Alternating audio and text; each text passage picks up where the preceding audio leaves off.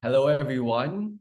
I'm Jairo Trevino from Ateneo de Manila University, and I'm here to present a co-authored paper with Mr. Moses Manalang. This is entitled Filipino College Teachers' Grit and Organizational Resilience During the COVID-19 Pandemic.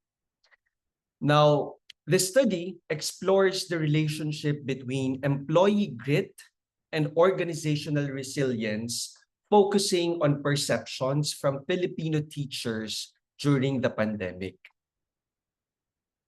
We learned that both organizations and their employees are not immune to the effects of a global crisis like the COVID-19 pandemic, which has significantly impacted educational activities in vulnerable countries such as ours here in the Philippines.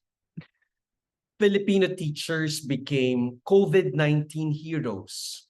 They displayed remarkable adaptability as they quickly pivoted from traditional classroom settings to online learning platforms, despite even having limited resources and training.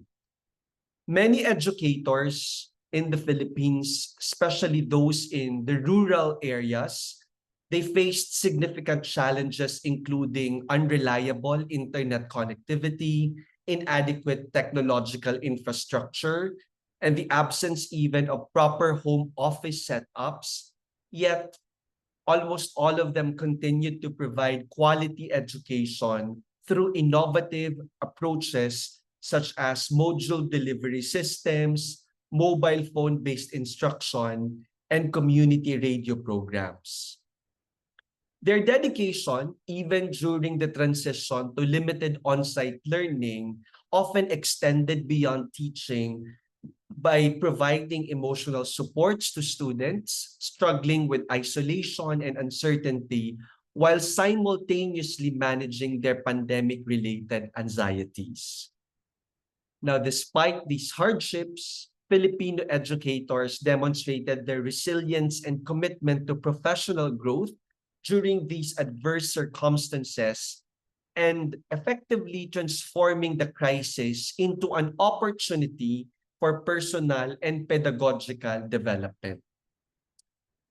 The primary research question of this particular study examined the correlation between the Filipino teacher's grit and organizational resilience in a university located in southern Luzon, Philippines during the COVID-19 pandemic. We determined the degree of individual grit and analyzed the degree of org resilience as perceived by the teachers. And in conducting this particular study, we wanted to provide insights to school administrators in crisis by understanding their employees' behavior to check what makes their teachers vulnerable and the factors affecting their grit and resilience. This will also give them an idea of how to capacitate or to fortify their workforce during these very difficult times. Now, for us to understand grit, let's listen how it is defined by Angela Duckworth. I define grit as the combination of perseverance and passion for a very long-term, meaningful goal. By perseverance, I mean working hard, finishing what you start, even though you might encounter setbacks. And then I define passion as having an internal commitment to something that doesn't waver, that you wake up and you think like I'm still interested in this, not only the next day or the next week, but months, or in the case of adults, maybe not young people, but in adulthood, even decades. So this combination of perseverance and passion is, to me, an important determinant of achievement, but it's not all of character. Character is much broader. And yes, it includes grit, but also things like curiosity and gratitude, all the things really that make us people who are leading lives that are helpful to ourselves and helpful to other people. In my research studies, I find that grit is very, very different from talent or IQ. In other words, it's not that if you know how gritty someone is, you know how smart they are, and vice versa. In most of my research studies, I find that grit and measures of talent are really unrelated. And that actually emphasizes why it is that grit predicts achievement in situations like graduating from high school or finishing training at West Point or even winning the National Spelling Bee. It's because talent is not enough to achieve our goals and our dreams. It is also important to sustain hard work and to sustain our commitment, our interest in things over long periods of time. I like to tell my own kids that grit is not a guarantee of success. And by that, I mean that even if you are the grittiest person, at tryouts for the basketball team or, the grittiest person in math class, it's not a guarantee that you're going to be number one. And that's because lots of things are going to determine what happens. I mean, talent does matter. It's not that, your talents don't matter at all. Also, there's luck in life. I mean, there's a lot of luck in life. So I don't think we ever want to tell kids, oh, if you do, this, if you become grittier, all of your problems will be solved. I don't think that's the message of maturity and character development. I do think it is about, taking pride in the kind of person you're becoming. And yes, if you are grittier and you work harder, your odds of being successful and achieving what you want are certainly greater. It's very important when you think about character strengths like grit to acknowledge in the most profound way the environment that kids are in. I don't think the message of grit is that, kids who are growing up in poverty, who are confronting racism or lack of opportunity in the myriad ways that society is serving that up these days, that these realities don't exist. In fact, I think structural barriers to opportunity are in part what undermines the development of resilience and grit. If you have no reason to believe that working hard is going to pay off, then guess what? You will not develop a work ethic. So I think there is nothing more urgent, honestly, than working on structural inequality. At the same time, when a parent comes home to their house, they have their kids in front of them. And I think at the same time as we have to acknowledge these structural barriers, we also have to say, well, what can I do? And I say to my own kids, life isn't entirely fair. Some kids are going to have many fewer opportunities than you have. You may have fewer opportunities than another person that you meet. At the same time as acknowledging those structural realities, you do have to, do what you can do. And in many cases, that does mean, within the realm of what you can do, working as hard as you can, taking feedback, seeing what you can learn from the day you had. I believe that character strengths like grit, and not just grit, are malleable, that they can be learned, that they can be encouraged. In particular, when I think of kids, I think of how parents can help their kids develop character strengths like grit. One very important thing that parents are doing, in fact, they don't even need to be told to do this, they're already doing this, is to model for their kids. Now, whether you're thinking that you're modeling or not, you are, because your kids are watching you and how you treat other people and how you, for example, in the case of grit, respond to failure, respond to setbacks. Your kids are watching and they're taking cues about what the right thing to do is in those cases. So, for example, with my own kids, who are 17 and 15, they were younger when I was writing the book Grit, and they saw mommy cry a lot, and they saw mommy complain a lot. They almost saw mommy throw her laptop into the Atlantic Ocean, but that didn't quite happen. The thing is that I don't think you're modeling invulnerability. I don't think you're modeling perfection. I think what you're modeling is falling down and getting back up again, and having the feeling that you're not perfect, but you can keep trying, and that no matter what happens, you will learn something and make some kind of forward momentum. So this is Angela Duckworth. She is one of the most established researchers for grit. Now, for Angela, she defined grit as perseverance and passion for long-term goals, which are very instrumental in work and non-work situations.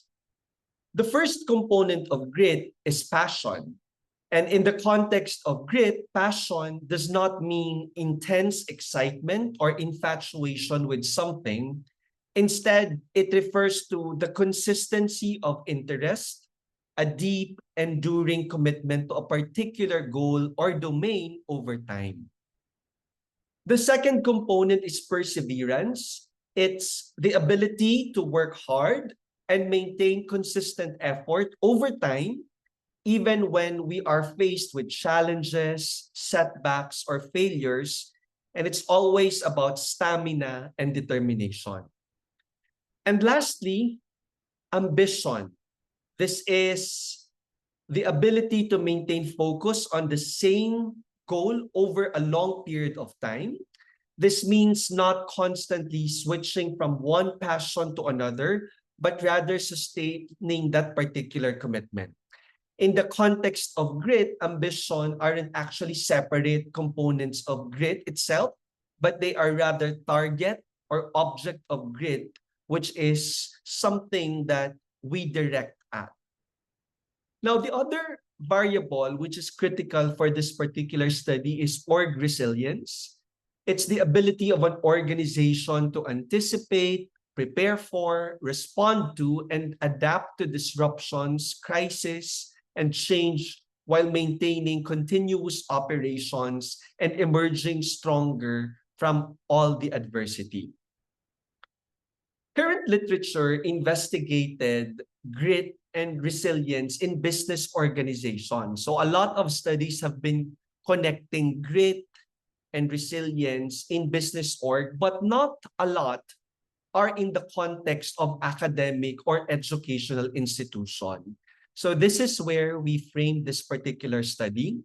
And in terms of the theoretical underpinning, we use the institutional theory because it gives a very rich and complex view of organizations.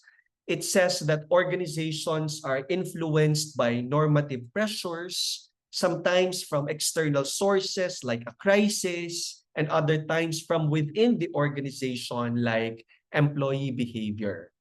Under some circumstances, these pressures can lead an organization to be guided by legitimate elements like resiliency, which is often direct attention away from the task performance. In terms of the sample of our study, it consists of full-time and part-time teaching faculty from a university in Southern Luzon, Philippines. The data source was identified by reviewing the university's human resource database, which contained a complete and updated roster of all active teaching faculty for the academic year 2021 and 2022. This became the basis for the sampling frame containing the demographic information. Now, during the COVID-19 pandemic, they were asked to complete a self-administered survey via the Google Forms. Excuse me. And a single-stage sampling procedure was adopted because a complete list of teachers were available. For the gender distribution, out of the 108 teaching faculty, we saw that it's relatively balanced between male and female, with a slightly higher percentage of female respondents than male respondents. Now, the average age of our respondents is 34 years old, with an average teaching experience of 10 years.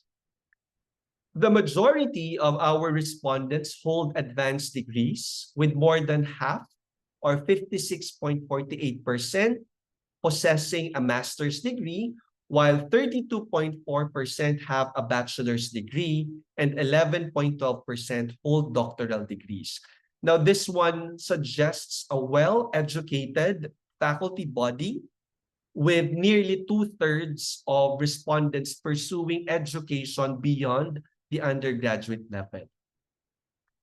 Now, the respondents are distributed across 3 academic ranks, with assistant professors forming the largest group at 40.74%.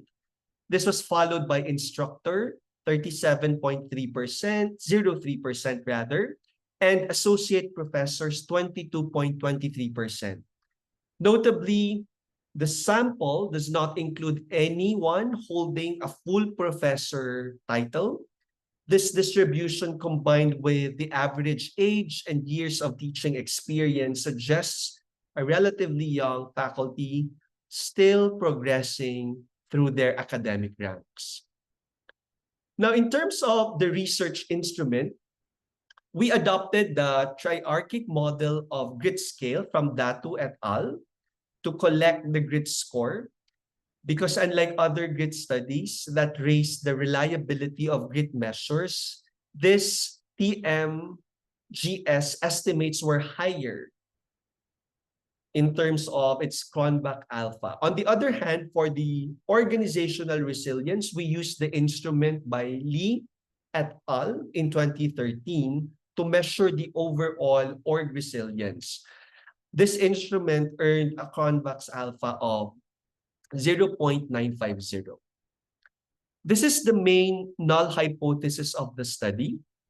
There's no correlation between Filipino teachers' grit and org resilience as perceived by employees after the COVID-19 pandemic.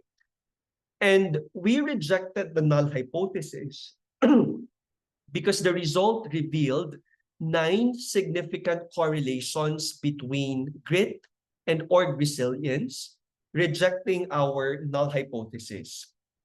Now, the results of the multiple regression also indicate that the grit dimensions of perseverance, consistency, and adaptability are not significant predictors of adaptive capacity, which is a dimension of org resilience.